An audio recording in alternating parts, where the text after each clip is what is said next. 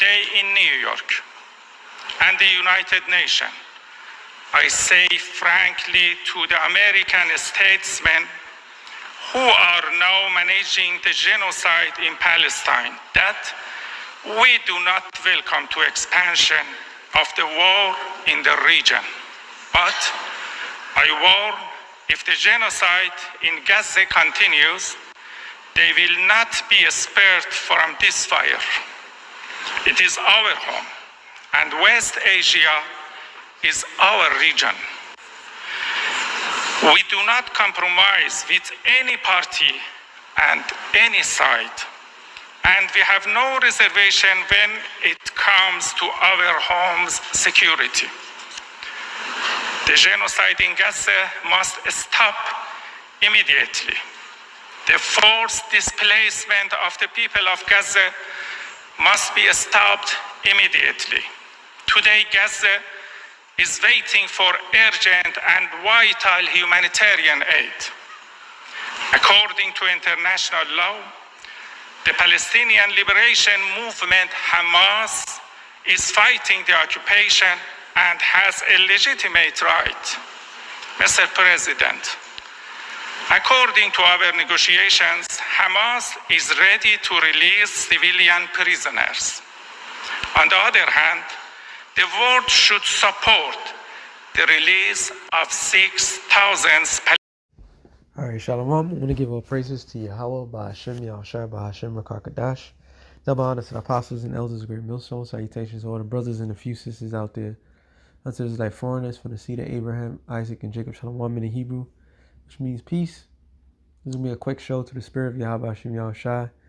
That video, the brother had put it up, stated that Iran came to Iranian ambassador, representation of Iran, came to the UN and straight up threatened America.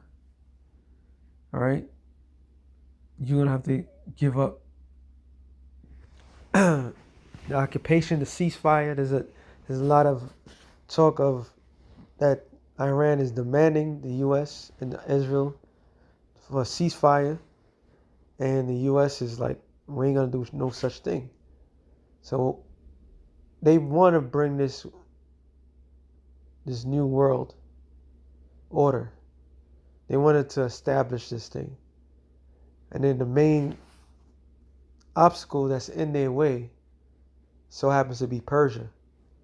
All right, which is spiritual, because I was thinking about it as I was driving, like how did Esau really start his campaign of ruling the world? Esau started by the Greeks. And what was the Greeks' great accomplishment under Alexander? To take down Persia. All right. Matter of fact, that's why I got this going. First Maccabees, chapter 1. And it happened after Alexander, the son of Philip, the Macedonian, who came out of the land of Shittim, and smitten Darius of the Persians and the Medes, that he reigned in his stead, the first over Greece. So this is history. And it so happens that what was their beginning is about to be their end. All right? So it was Esau at a whole versus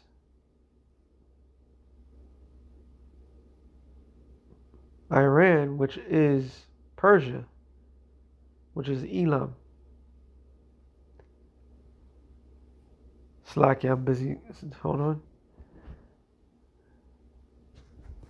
All right, let me just read it again. It happened after that Alexander, the son of Philip the Macedonian, who came out of the land of Chittim, and smitten Darius, king of the Persians and the Medes, that he reigned in his stead. And people don't see the obvious.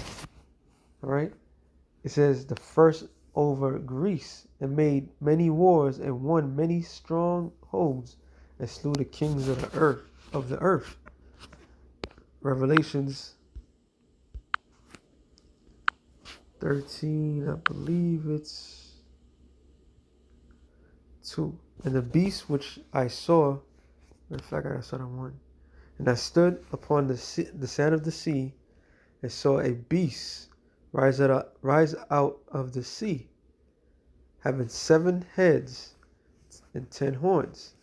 Now this beast that John saw was the Roman Empire, but mainly Esau's empire. All right,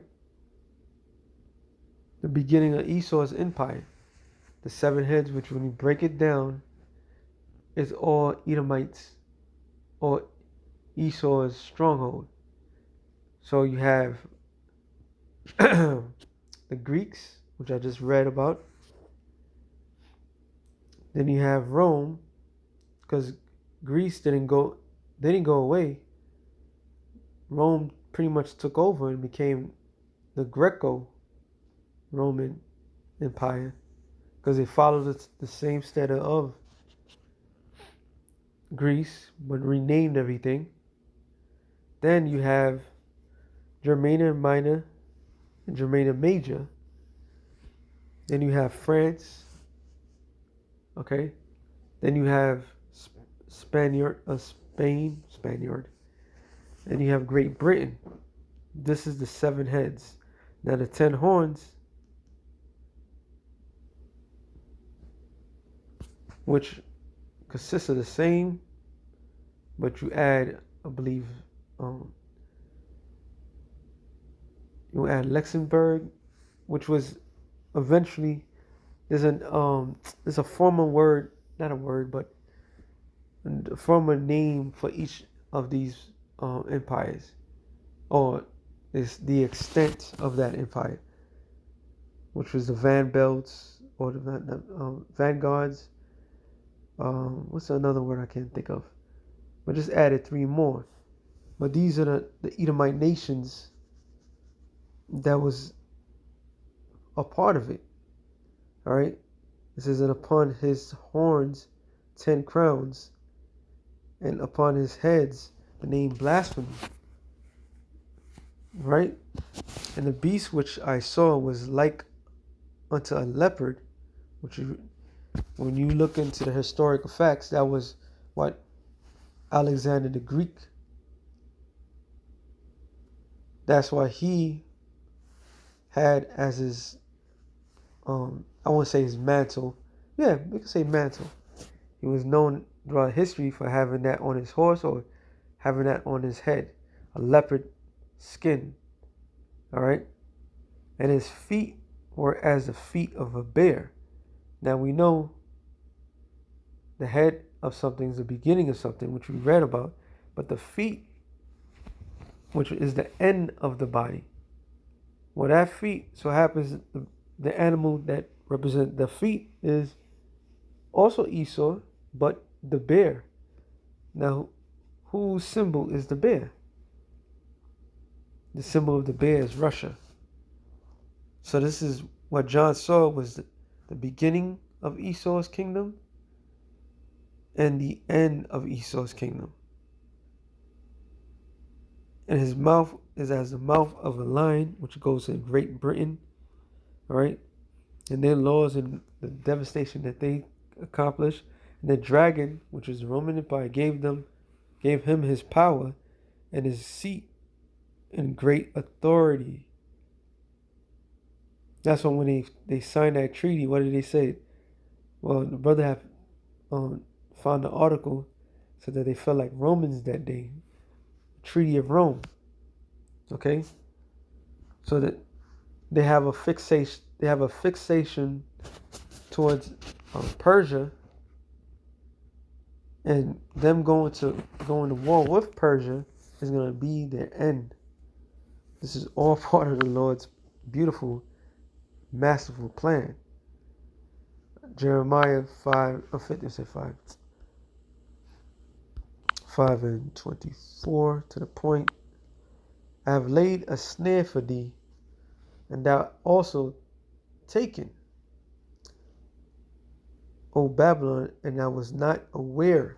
What is a snare? Snare, according to the scriptures, is what? A trap.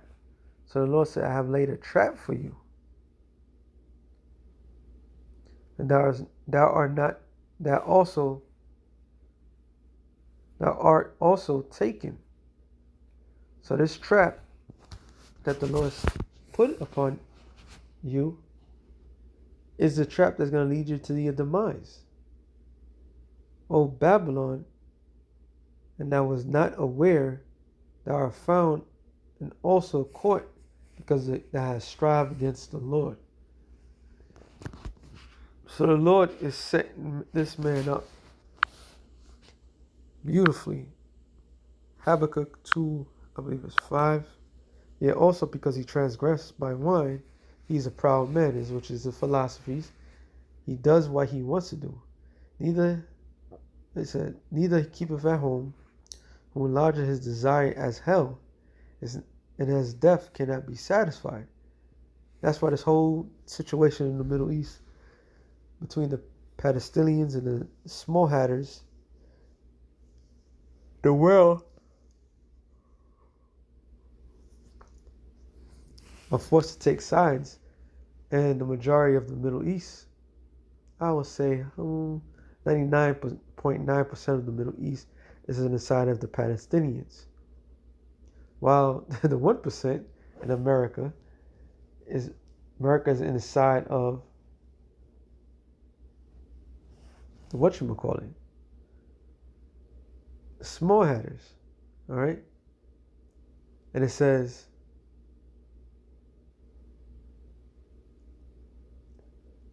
who enlarges his desire as hell and is not satisfied, cannot be satisfied, but gather unto him all nations, and heapeth unto him all people. Shall they not all take up a parable against him, a taunting proverb against him, and say, woe to him that increaseth that which is not his? And live and direct, what is the world seeing? These people are stealing other people's land. And everybody from TikTok to, TikTok, Twitter, all voicing their opinion, saying this is eerie, similar for what they did to the Native Americans here. This is very similar what they done throughout all history. And the people are now looking at it like, yo, this ain't right. This is not right. It says, in a taunting proverb against him, saying, woe to him that increaseth that which is not his. And they now try to commit colonialism or be colonizers and to take over the whole Middle East. And the nations are not having it at all. And to him that ladeth himself with thick clay, which is abatyat. Hebrew word for that clay is abatyat, which means debt. Shall they not rise up suddenly that shall bite thee? Awake that shall vex thee, and that shall be booties unto them. So the people, these other nations are starting to rise up against her. All right? Because thou hast spoiled many nations, all the remnant of the people shall spoil thee, because of men's blood, and for the violence of the land, of the city, and of all that dwell therein.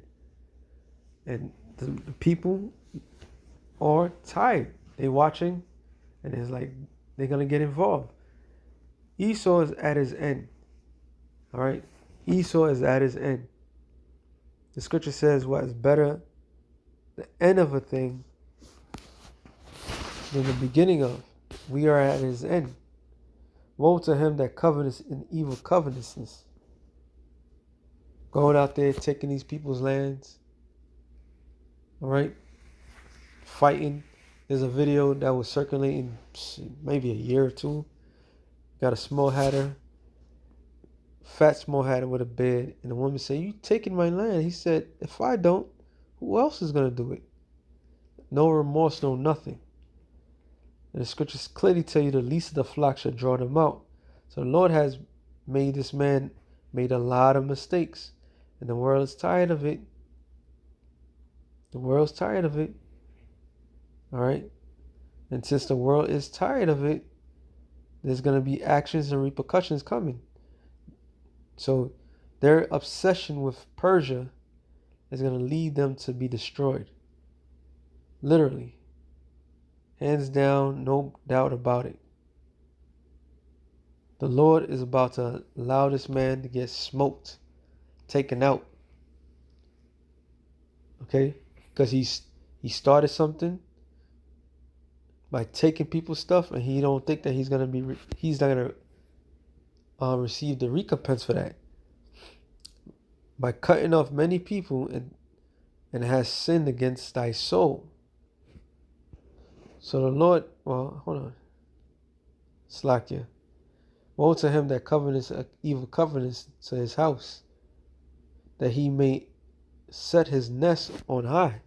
So they think they're gonna escape the punishment, that he may be delivered from the power of evil. So thou hast consulted shame to thine house by cutting off many people, and have sinned against thy soul. So this is all eyewitnesses to the end of this man. So the Lord is beautiful, man. All right, beautiful. Obadiah says 6. How all the things of Esau searched out, how all his hidden things sought up.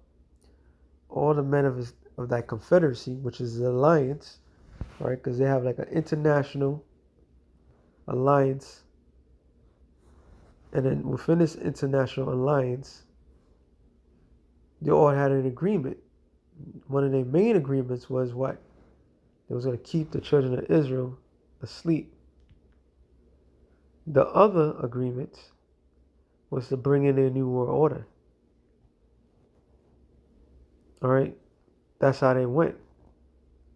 And guess who reneged on that? Who reneged on all of it?